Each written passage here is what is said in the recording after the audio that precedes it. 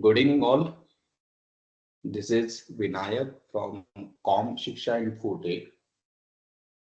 As you all are aware that we are running this corporate training, okay, of the basically computer hardware and networking.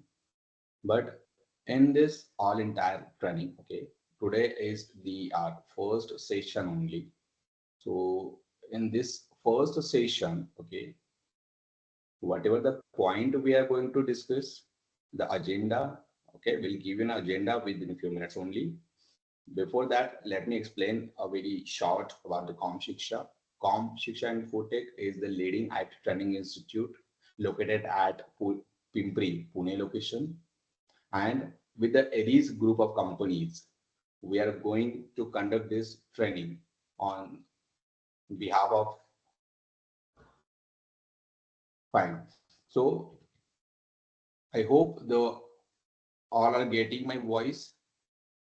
If there is anything about to discuss, you can feel free to put your queries on the chat box as well.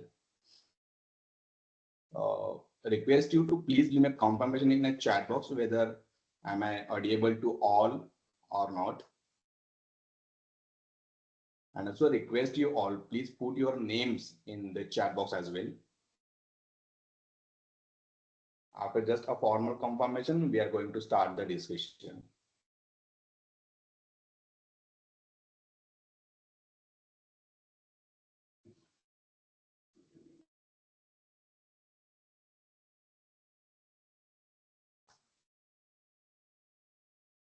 Requesting you to all, please put your full name in a message. Okay, fine. Lalu Sarji, Kavya ji, okay, fine.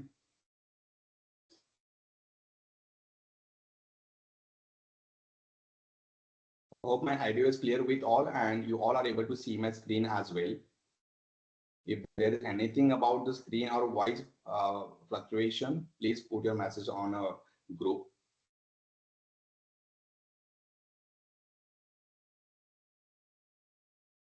Fine. So let's start the discussion without spending more time on. Today's our first session and with discussion with Mr. Srinivasu sir that I came to know you all are working professionals in IT domain, so that taking care of that thing, we are not going to discuss with the very scratch things like computer hardware and all. We are today directly looking into the operating system, okay, OS, and especially Windows OS. So in Windows OS, you all are working and you know what exactly the settings are there with a Windows operating system, what kind of different features are available with the Windows operating system. Few of them we are going to discuss about that. The first thing in Windows that we are going to discuss, it is registry. So what exactly the registries are? Registries are a backend thread of hardware and software which are exist in our computer. So basically, whenever we are using any kind of hardware, including your processor, including the memory, including the south bridge, north bridge, whatever the components are with the hardware, and as well as the software, including operating system software, application software, whatever we're using, the combined, including the hardware and software, there are some backend thread which is stored in format of the registry in a Windows operating system. So for that registry, okay, we have a short command called as regedit. Okay, this is the command which you can fire on command prompt or even in a run tab. So let me open my virtual machine so that we can see this same thing. I'm going to switch on a virtual machine of Windows. Give me a sec only.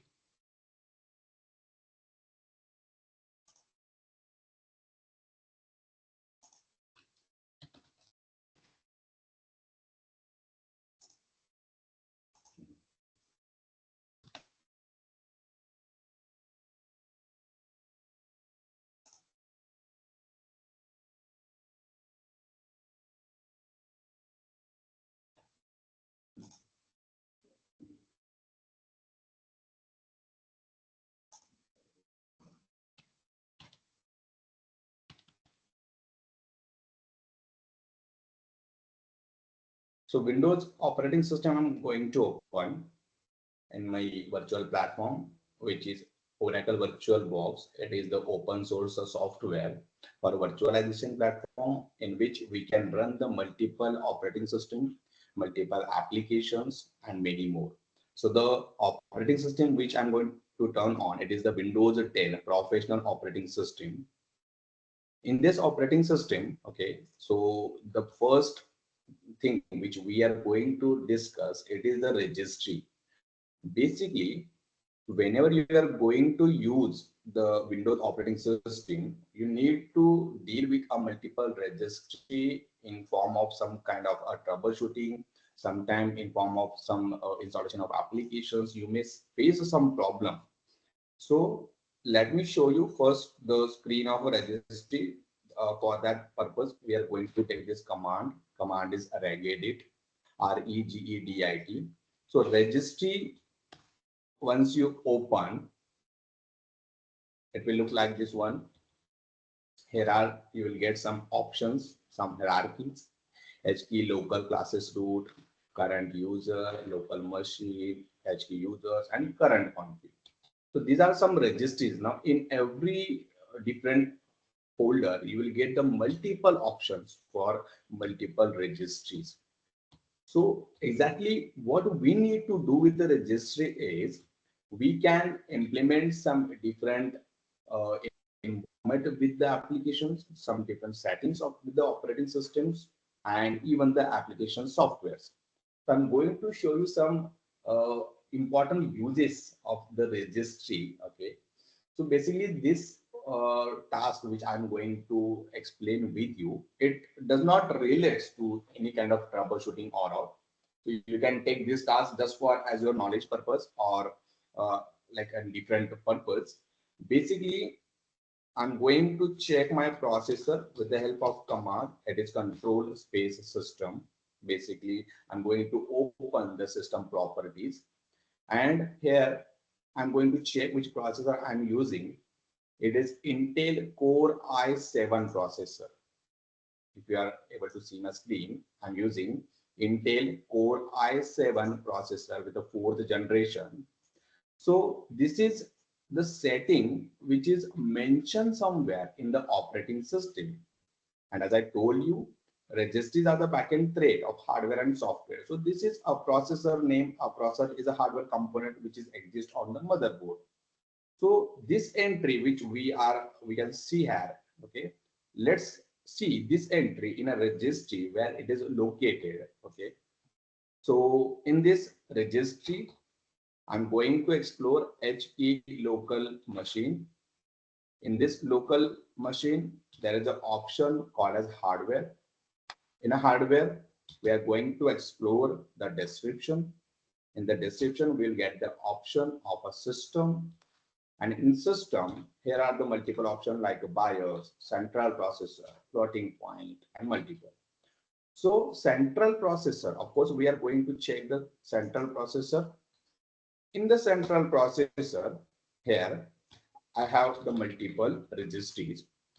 Amongst them, one registry called as a processor name string. If I'm going to open this registry, I can see the exact value, okay, which was mentioned in the screen, like the name of the processor, Intel Core i7. So this value, if we want to change, we can change the entire value.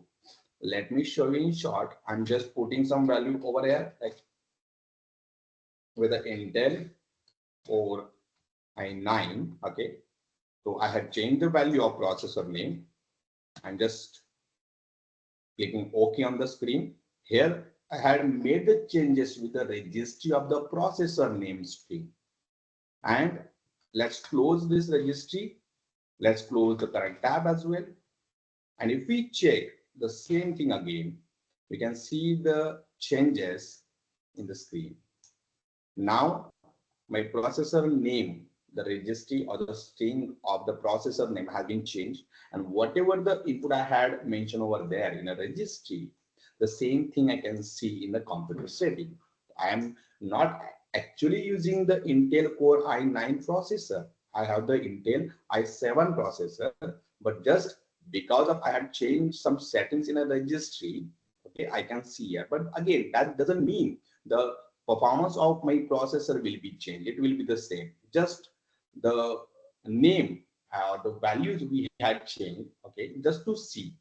Now, if you check the same thing, the processor name, okay, in a different settings or a different applications, like let me open the task manager.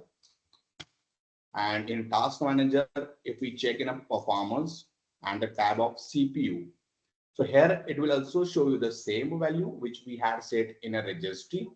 It is Intel Core i9. Some of the another tab, if we check the tool, it is direct diagnostics tool, DXDIVG. So also that means basically from where we can check the processor name, okay, on every place, in every setting, it should show you the same registry value which we have put it in a regedit. And we can check on every setting that we are using the Intel Core i9 CPU basically. So the thing is what, in a registry, if we change the values of a hardware or even the software, this is a tree. Let me explain again. In a registry, we had explored the H key local key machine. We came to the hardware, then the description. In a description, we explored the system. Inside of that central processor, and in central processor, you may get some the core count of the processor 0, 1, 2, depends on the number of count. As of now, I'm using the virtual processor or virtual system. Hence, I have only one single core, and into that, you can find out the processor name string registry. It is Intel Core i9 or whatever you want to put the value, you can just change the value from here. Now, this is not something which will help you into the troubleshooting of a computer hardware and all. Just for the knowing purpose that you should able to know the each and every setting of the Windows operating system. So I'm not going to explain in the first session that every technical concepts, and I hope you all are experienced, so you are aware about some features of the Windows like a BitLocker, then the multiple things are there. Okay, so just we'll go through some important topics, okay, in the Windows operating system. So one of them is the registry. Now, in the second task of a registry, okay, again we are going to open the registry, and this time what I want to do is I am going to enable or disable USB port. USB port specially in which you can connect the USB storage devices like a pen drive, like external hard disk. So if you want that nobody should be able to connect any USB storage drive to your computer, okay. So specially you can block your USB ports as well, okay. So there are two different ways to block the USB port. For example, if you want to block the USB port from the hardware level, you should explore the BIOS setup. From the BIOS, you can also block that USB interfaces, USB ports. Or if you want to close the USB ports or disable the USB port from the operating system, you can take the help from registries as well. So now we are going to see how we can block the USB interfaces from the registry. Again, we are going to explore the registries in HKey local machine. Inside of HKey local key machine, we need to explore the system options. Into system, there is an option of current control set. As you can see in the left panel, current control set. In this current control set, if we see, again, there are multiple options. Into that, we need to explore the services. In this services, here are multiple options. Among them, we need to explore the registry folder called as USB store. So here is the entire path. Okay, that path you can go through it. So last folder is a USB store, which is in a capital letter. In this USB store, here is one registry called as start. So start this registry, just you need to open this registry, and here are two values which we can define. So let me open a notepad so that I can mention the values. So in the start registry, if we put value 3, that means your USB ports are enabled. And if we put this value, just allow me for 1 minute.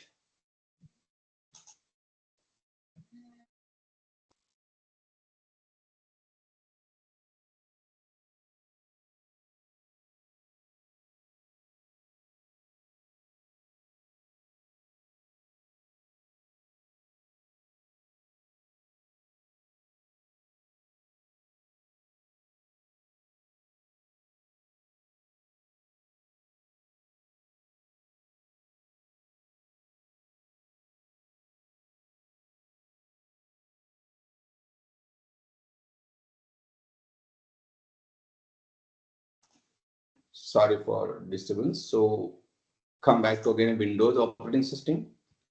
We was discussing about the USB port, okay, blocking and unblocking from the registry, which are the backend thread of hardware and software.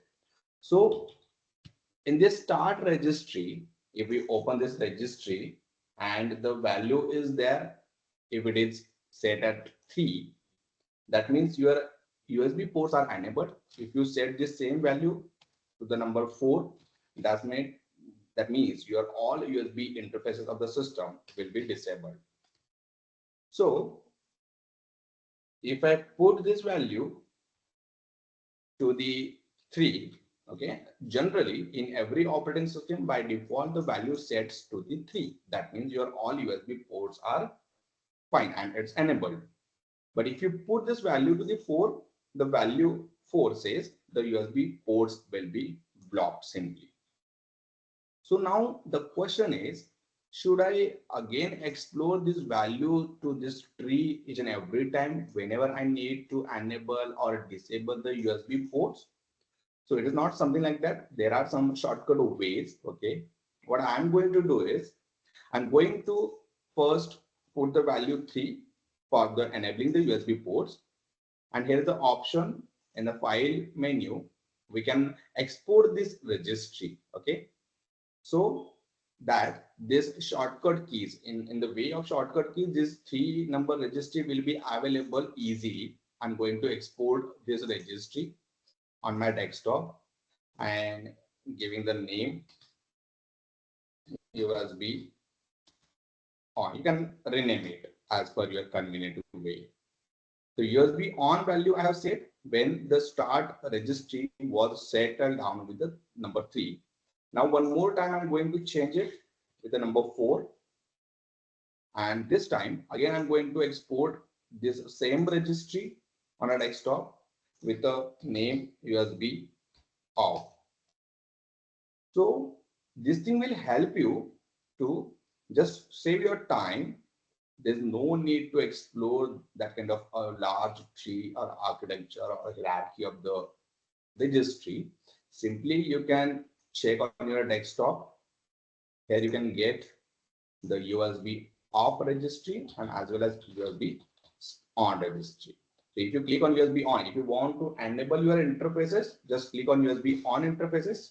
It will ask you yes or no, just prompt, and the value will be set USB to the enable or the number 3. So there is no need to open the registry or regedit each and every time and explore the multiple options. If you want to put off your USB port, just simply uh, open the registry which we have exported, okay, and the value to that start registry will set to the 4 and your USB ports will be disabled immediately. So this is a very common setting of Windows. The thing is, I cannot show you these things by plugging the USB drives in my laptop, but it is a Windows setting, and I'm damn sure on that you can check the same practicals on your local systems. Just a simple by putting values start to the 3 for enable, 4 for the disable. Will put you on a later on your group by the all notes and documents so that you can explore the same practical later in the class. So this is the registry, okay, regarding, and this is was the second task which we had performed. The first task we had changed the value of processor name string, and the second which we had enabled or the disabled USB ports. Basically, what is the use of registry, especially while troubleshooting the Windows computer, Windows operating system?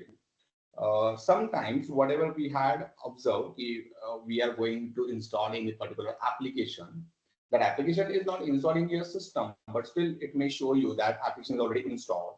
In that way, whenever you're going to install the application, there are a multiple backend registry will be stored in this registry. For example, if I'm going to search for, so Chrome is basically the application, and while installation of the Chrome, okay, it will establish some multiple registries in this regedit, in this registries.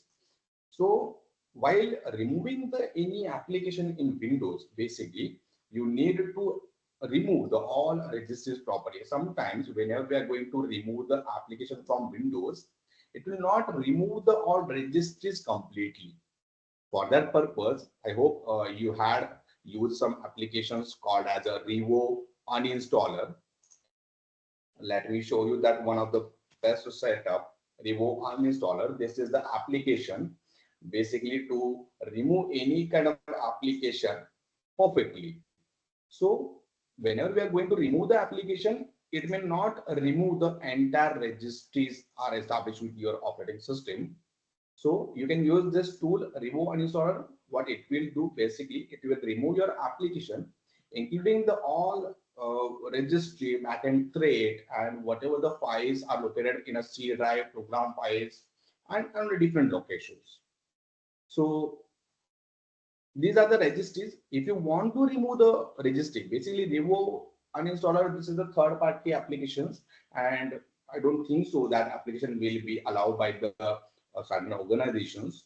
So if you want to remove the these registries manually, you can just come in and edit registries, and you can find by the name of that application for the different registries, and manually by like one by one you can remove the registries.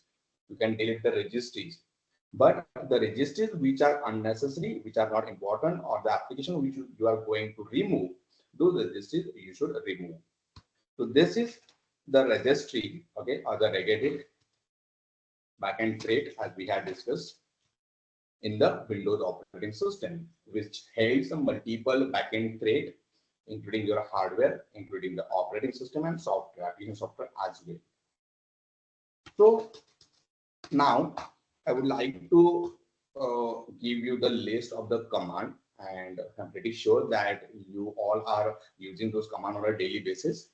But still, let me give you the list of the command. There are some interesting commands by using the operating system. Basically, you all are aware how to use the operating system, how to troubleshoot the operating system. But most of the people which I had seen, those are using the Windows operating system by using the GUI way, graphical user interface. And Windows is a familiar operating system for the users just because of its highly graphics, easy to access. So suppose I want to open the control panel. Normal people are going into the start button and they will hit the control, right? In that way. So if you are using the run, okay, this is the run tab where you can find the command as well as and the command prompt. Okay, so let's see some interesting commands, okay, which will help you to open the computer settings, okay, and access the Windows operating system setting as well. For example, I'm going to fire one command appwiz.cpl, okay. This command will open your program and features so that you can remove any kind of applications, whatever you want to remove from the program and features. The command was appwiz.cpl. And next command which we are going to open, it is dev mgmt.msc. It is for open the device manager. this command you should take in a practice on a daily basis, especially for a Windows administrator, the people who are working on a Windows profile. So these commands will help you to improve your speed and performance by using the computer as well. They have mgmt.msc. This command is for to opening the device manager. Next, disk mgmt.msc, especially to open the disk management, to making the different kind of partitions, to checking the disk, or to checking the disk labels and all, multiple things about the storage. Disk mgmt.msc. Then the command is ncpa.cpl. This command will help you to open the network connections, network adapters, local area networks, or Wi-Fi or Bluetooth adapters or virtual adapters as well. So this is the ncpa.cpl to open the network setup. Then there's a command called as a time date.cpl just to open the time and date settings. So these commands will help you to save your time while using the Windows operating system, while troubleshooting the Windows operating systems. Then again, moving ahead towards the command is firewall.cpl. This command will help you to open the firewall setting directly. But without the graphics or without CLI, without command, if we want to open the firewall, we need to open the control panel. Inside of control panel, we need to open the Windows Defender and firewall option. So basically, you can go with the command firewall.cpl to open the firewall settings. These commands also you can fire on the command prompt as well. Okay, so I'm just putting those commands in a run tab. Apart from that, there are the commands like DXDIAG. It is for a direct diagnostics tool. This is basically the tool in which you can check the system display setting, sound setting, input, and also you can get the details about your computer as well. Direct diagnostics tool it is. Then the next command which we are going to discuss, it is the event viewer. I hope this is the regular activity for every Windows administrator, event viewer, to check the Windows log. Basically, these all settings which we are going to explore, these are on the local computers. But if you are working in a domain, if you are working with the central server, you need to check these all things from the server. So this is the event viewer. Okay, basically we can check the logs in a Windows logs, and in Windows logs there are several kind of different logs like the application logs, the security logs. So logs are basically the incident happening in your computer. For example, let me explain. Suppose your computer is going to suddenly restart due to some particular application, some heavy applications like AutoCAD or CATIA, ProE, whatever. So you can check in the Windows log in application tab, and here are a different kind of log which will help you to understand the reason why your system was rebooted. Then the security logs are there. Okay, security logs are very important logs. Basically, if you want to check the wrong attempted on a different users, okay, so you can check the security logs. Setup log will help you to understand the errors related to the kernel, errors related to the hardware, hard disks as well. So these logs are again very important. And come to the command. Command was event viewer, event event vwr. Apart from that, a normal application, whatever you're using, like a calculator, then the notepad if you put in the run, or the browser if you have. Okay, so the all applications simply you can go to the run tab. So these are the command. Okay, the command which help you to operate the Windows operating system smoothly. One more command I would like to add here. The command is gpadded.msc. Basically, this command is about the group policy. I hope you all are aware about the group policy, but still let me explain in a short. Basically, while using any operating system, we need to deal with some policies, some security policies, some restrictions for the users and all. So this command gpadded.msc will open one group policy window. By using this group policy window, here are basically you can see the two different options are there. One is the computer configuration, and another one is the user configuration. So basically, you can implement the policies, okay, depending on a computer, entire computer. If you want to implement the policy, you can go with the computer configuration. And for the user configuration, you can implement the policies on a users as well. So in user configuration, administrative template, the last option, administrative template, and here are the list of the different kind of policies. Policies regarding the control panel, policies regarding the desktop, network, shared folder, start and task, start menu and taskbar, and many more policies are there. So what this exactly this policy will do? Okay, let me show you some policies. For example, I'm going to open my control panel. Okay, the control panel I can use to change any setting of the computer. And what I'm planning to do is now nobody should able to open the control panel of my computer. Okay, so that nobody or no any kind of single user should able to change any single setting of my computer. So for that purpose, you can come into the group policy and you can change or you can restrict those users from opening the control panel. So basically, control panel, this option you will get in a control panel option.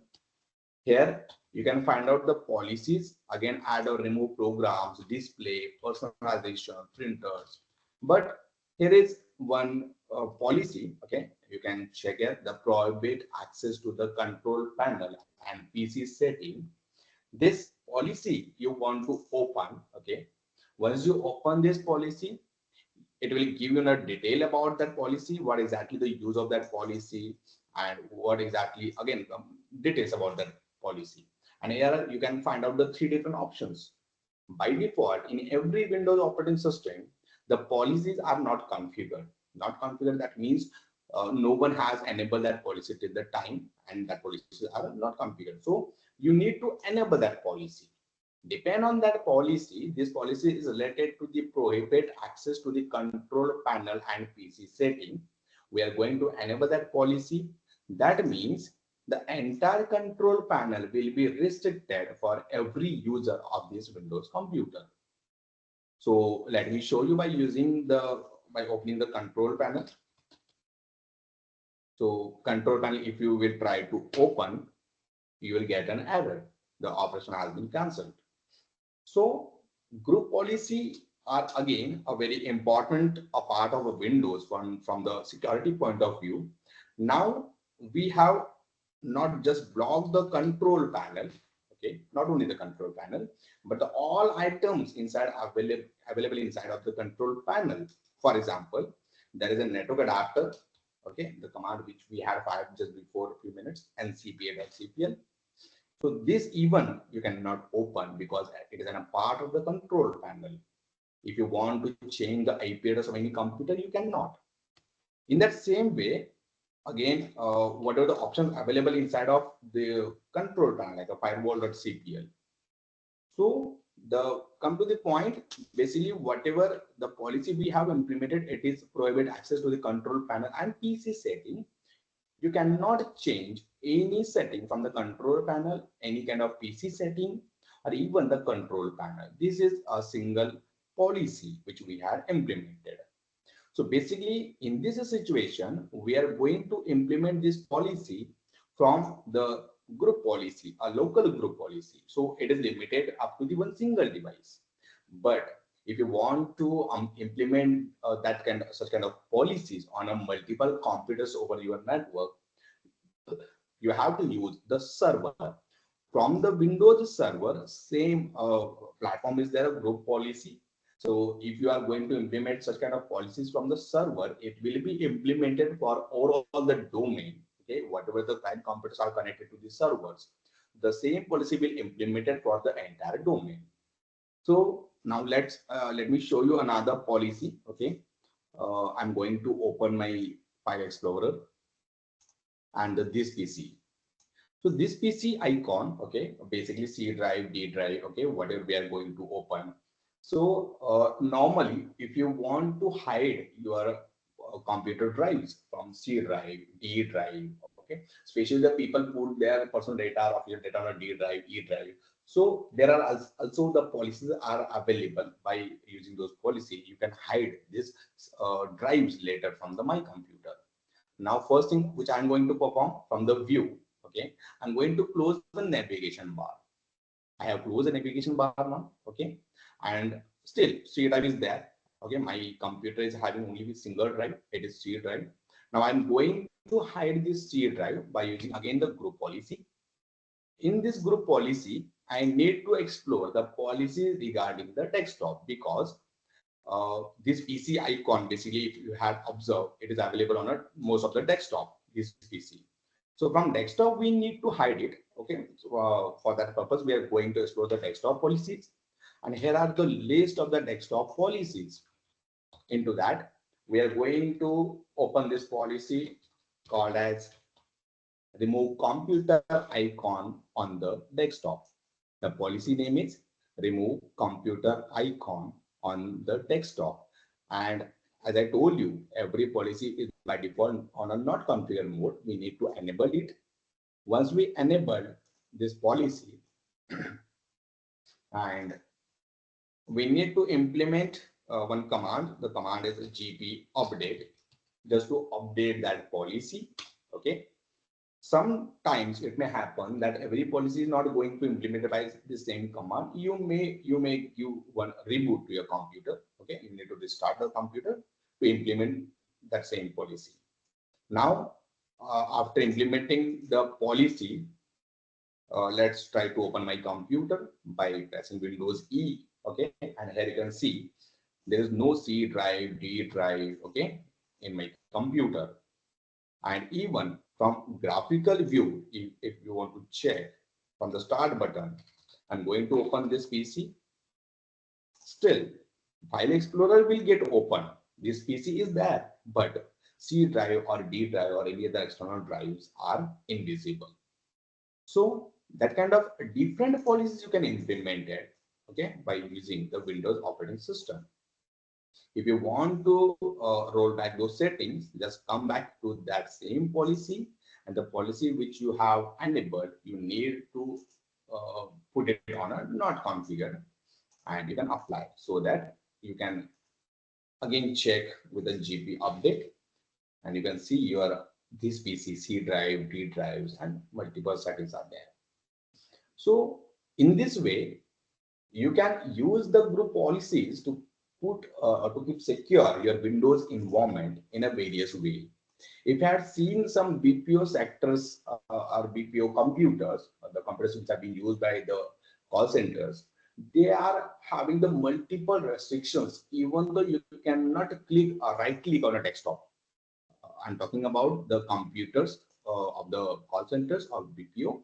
Even you cannot right click on a display, or you cannot see such kind of icons. You cannot see the taskbar. Okay, multiple, limited programs only you will get the access on a desktop, like one program for the whatever the help purpose or whatever software they need to allow. Only those softwares you can open. Apart from that, you cannot see even the taskbar, my computer, browsers, nothing else. So you can secure your operating system in a various way by using this group policy. Now, the next policy which we are going to implement, it's very interesting for you. I hope you will try this policy. Now, I had opened this group policy, okay, by using the command gp edit, gpedit.msc. What if I will block the run prompt, okay, run prompt, if I will block, how I will open this again group policy? So your answer should be by using command prompt, right? By using command prompt also you can open the same. And next policy which I'm going to tell you, it is about the blocking command prompt as well. If I will block the run and the command prompt, what will be the next option to open the group policy? Your next option should be, you can find out with the administrative template in a control panel. Sorry, we have blocked the control panel as well. So we can find out directly administrative tools. Oh, fine. It is also blocked. So several settings you can restrict by using the Windows operating systems. Let me enable this control panel so that we can again access our control panel to accessing the setting.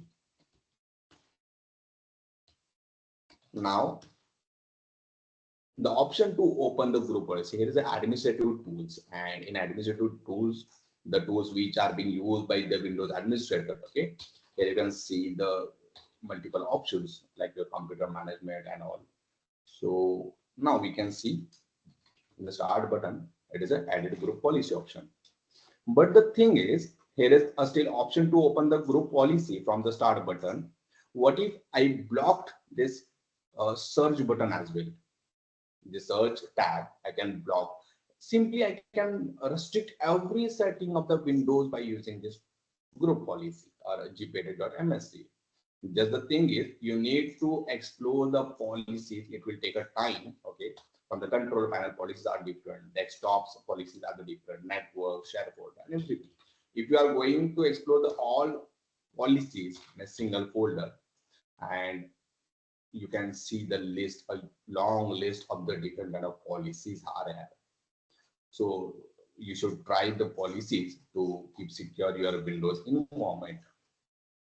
Again, let me clear one thing. If you want to implement the group policies with the multiple computers, this is a way just to secure your computers, okay, local computer. That means these group policies which we are going to implement, these are for the local computers.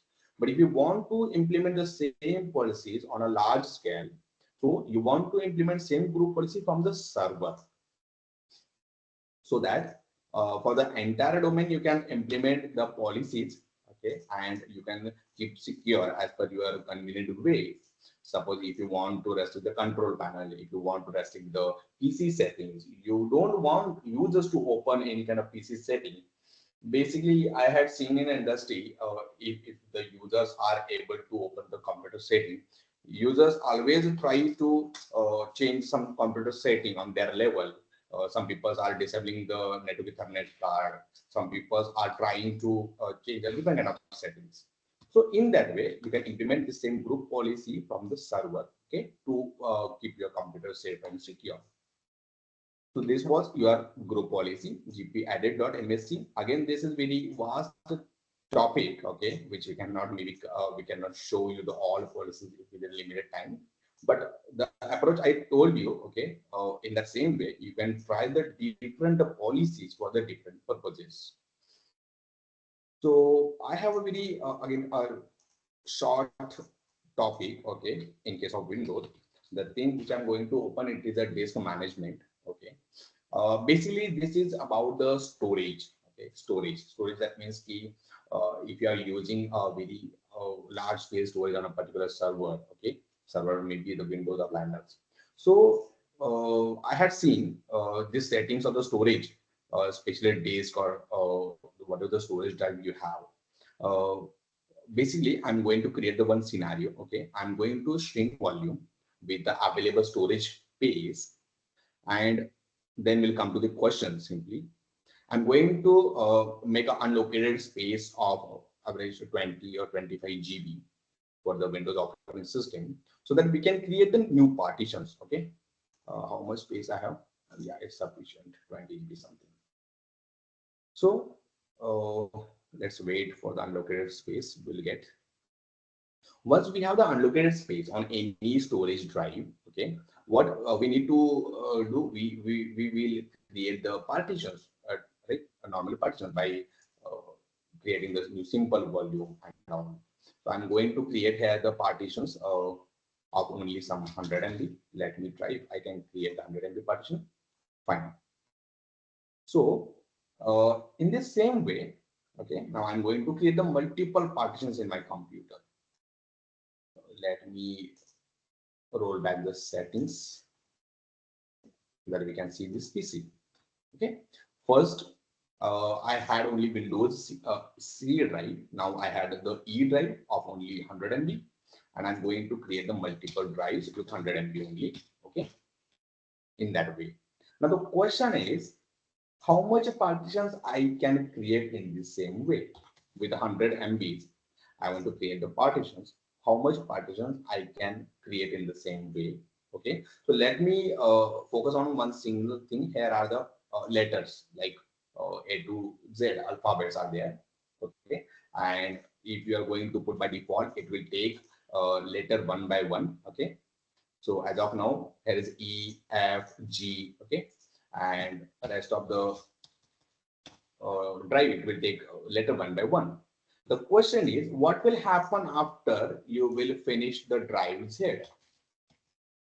Once you will finish those letters, okay, I'm not going to create the 24 partitions now. Just let me show you. Suppose if you reach up to Z, okay, it will take A and B by default. If you have seen in any Windows operating system, your operating system is installed on a C drive by default, C drive. So after C or after Z partition, it will take the remaining drive, remaining letters as well. It is A and B. Okay. So the question is, after all a letter will get finished, will you able to create the new partition? If yes, how? If no, why? Okay. So let me explain that thing as well. Okay. Uh, I hope you all are aware about mounting process. In a storage, we can mount the partition on a particular folder. So basically, on a desktop, I'm going to create one folder. Okay, folder name I put it as a data folder. Okay, basically data. This is just a name. Any kind of folder. If you check the property of the folder, that folder always it shows empty and it does not have any data. That's why its value or the space storage occupied by that folder it is zero. Now, whenever I will start the putting data in that folder, okay, let me copy some files so that we can check the storage of that folder. I have copied and pasted. Let's just do this lines. Fine. So suppose there are 4 to 5 files inside of that single folder. Okay. So this is a normal folder as of now. Okay. Now, whatever I'm going to do, I'm going to create the new partition. Okay. With 1 GB. Okay. But this time I'm not going to assign any letter to that partition. Okay. But instead of that, I want to use mount that folder. Okay. That partition into the particular folder. So there is an option. It is a mount in the following NTFS folder. So that I'm not going to use the letters alphabet this time. We can browse the directory from here. Where exactly our directory is, it is inside of C drive. Then we need to explore the users folder and the user which we have logged in on that desktop. We put in that folder on desktop. Here is a data folder. So once we will select this folder,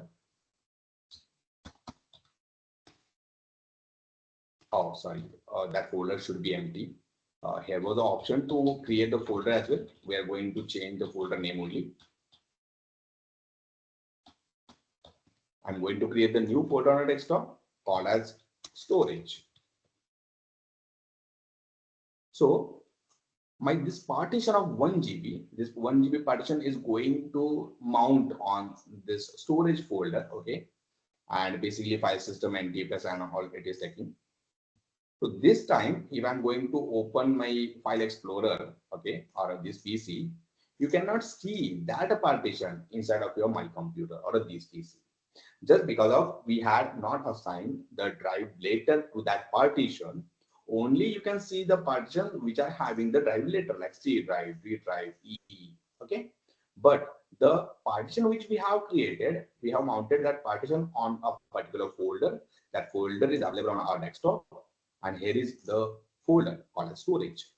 So whatever the data you will put in this folder, basically that data will store on that partition, the partition which we have created. Let me copy some file in that same folder. Okay.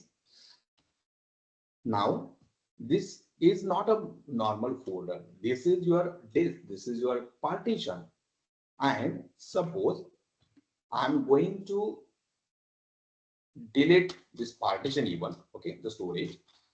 I'm going to delete the folder actually, not a partition, because partition is available on your disk, right? So I'm going to delete just a folder. So let's see, I have deleted the folder, storage folder I have removed completely. Now what I need to do is we need to check whether the data has been removed or not. Okay, I'm just making this folder empty so that we can mount that same partition on this folder. Now data folder is empty. Okay, come again to the disk management. 1 GB storage partition is still there. Okay, so we have removed the folder. Okay, we obviously the data was inside of that folder, but not actually on that folder. That data is stored on a partition. So what you need to do is you need to just again come to the setting of that partition. Okay, here is the option change drive later and a path. Okay, so basically that partition is not mounted here. That's why it is not showing in your this PC. We are going to add, and as you can see, you can again assign the letters as well, but we need to mount that folder on a particular directory or folder. That folder which we have made empty, it is data on desktop. And see now, if we are going to mount that same partition on a different folder even, we can check the all data inside of that folder as it is. So data was not removed, this folder was removed, and partition was as it is. So we can again mount the partition on a different folder, but in that case data is not going to remove, just mounting process is unmounting. Okay, once you will unmount that partition, the problem is create once you will remove the partition from the disk, that time your partition is going to also remove and your data will be wiped out completely. So this is how you can use some different ways to store your data by or instead using of the traditional method, creating the partition and mounting it by using the drive later. So you can onwards you can mount the partition on a folder as well, different kind of NTFS folder. But just the thing is folder should be empty. So this is how you can manage the storage as well in the Windows operating system. Uh, Here is okay, fine. We will take it later. So we had done the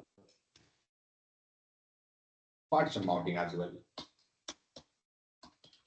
I'm sure that you are doing this practice on a daily basis because it is a very compulsory part for the every Windows administrator. You need to deal with the different kind of problems while using the Windows operating system with the users. You need to deal with the partitions, data, and many more things. So these are a very running practices on daily basis for the Windows administrator. Now, after group policy and uh, even the this management, okay, by after creating the partitions, after managing the partition, mounting the partitions. So these are the commands which I will share you on a group. Okay, let me conclude this discussion, whatever we had done. Hope you are able to see my screen again. So first we had seen the registries, which was the backend thread of computer hardware and software as well. Okay, registry, by using registry or by using the registry's value, we can manipulate the settings. Maybe depends on the requirement. We can deal with the hardware registry. We can deal with the software registry as well as per the requirement. Probably in most situation, the software registries are only the important part to troubleshoot the computer, troubleshoot the operating systems, and in that way. After the registry, we had seen the group policy. Group policy basically to restrict some settings of the computer or to keep your computer secure from unauthorized access, unauthorized even the attempt to your computer. We can use the group policy. Group policy we can implement it on a local computers or even on a server. So if you are using the group policy on a local computer, it will be the limited only for the local computers. But if you want to deploy the group policy on a large scale on a network, you should use the group policy from the server. After that, group policy, we had seen some commands. We'll send the command list on your group as it is just a first session. So we are not going to explore too much of things in a first session only. Command list will put on a groups, and the storage management I had tried to show you in a short only. Storage management, like mounting the partition on a folder as well. So these are the things which we had tried today. Okay. So let me just ask you, do you have any questions in today's session? So feel free to put your questions on a chat box so that we can discuss about those questions and we can decide the again next agenda as well.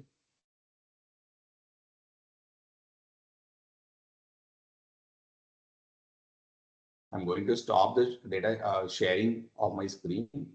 So request you to please come in inbox for your doubts, questions, queries.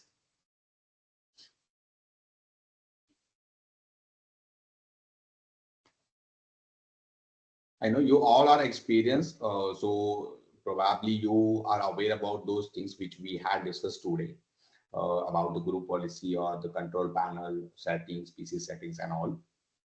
So still, if you have any doubt about the commands, about the group policy, about the registry, so feel free to ask me the questions.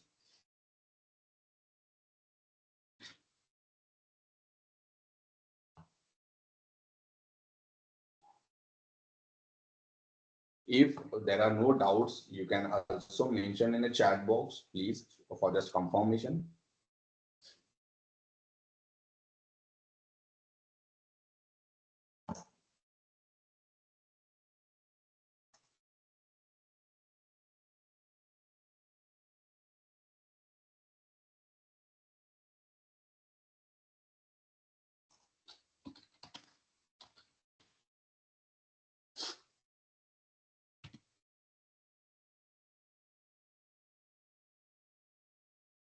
Fine.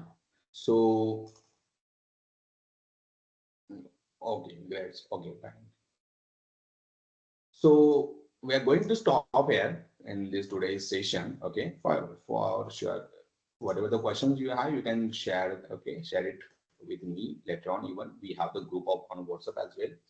So that is for today. Okay. See you in a next session by tomorrow on the same time. Okay. We'll share you the link if it will change, and we'll try to keep the same link. Whatever the changes it will be there, we'll mention on your group and on email as well. So that is for today. I hope you enjoyed the session, guys. Hopefully. So if you have any additions, any thoughts, you can put it on a group as well. So thank you very much for giving your valuable time. Have a great day. See you by tomorrow. Thank you.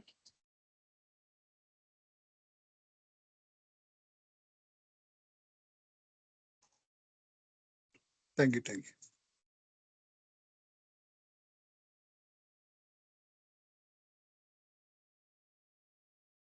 Thank you, sir.